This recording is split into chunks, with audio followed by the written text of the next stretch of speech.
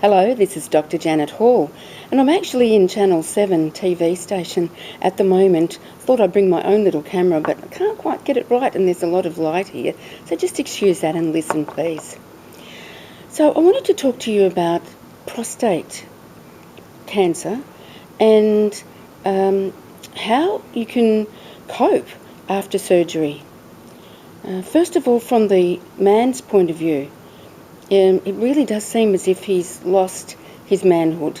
Everything that he's taken for granted, much of his life, has suddenly turned around. He doesn't really get an awful lot of counselling, if any, from doctors, medical staff, and so he is, I guess, on his own, because most men would never talk about their private parts and what's going wrong with them with their mates. Now, to add insult to injury, he may not find that his partner, his love partner, is actually so concerned about getting their sex life back. For some women, they're actually kind of glad that what may have been a chore for them is finished. Whereas some women might be feeling really ripped off. They didn't sign up for a man who wasn't able to have an erect penis and have intercourse with them.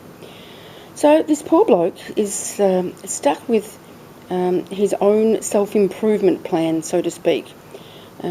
One chap was particularly concerned that he only had a very short window of opportunity, was explained to him, maybe up to 2 years, to get his performance back. And it's kind of like a use it or lose it factor.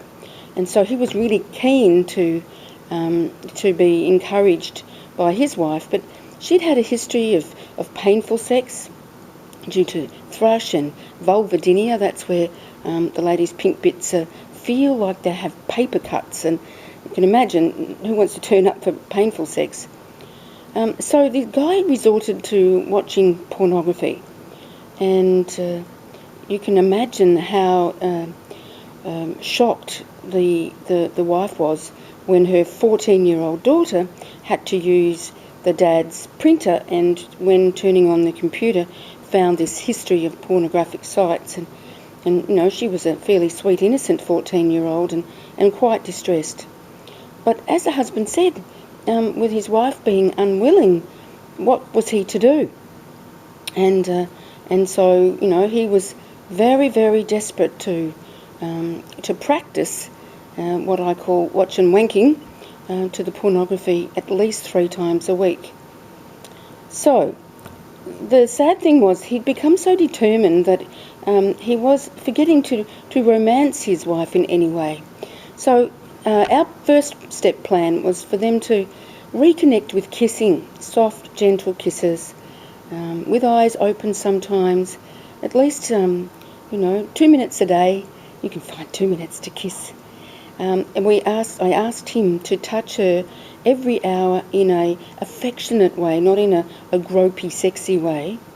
And also asked her to be willing to masturbate him, to give him a hand job.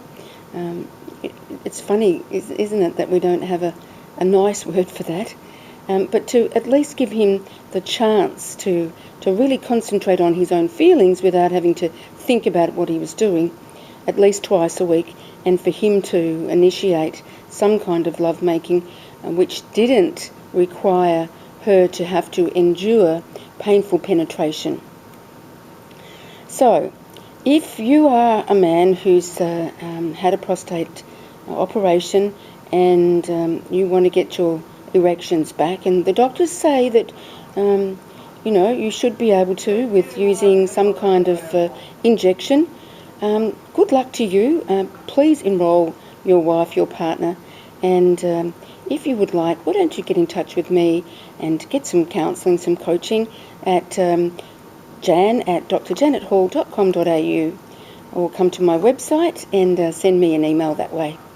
Thank you, and I hope that you do have the sensational sex life that you enjoy.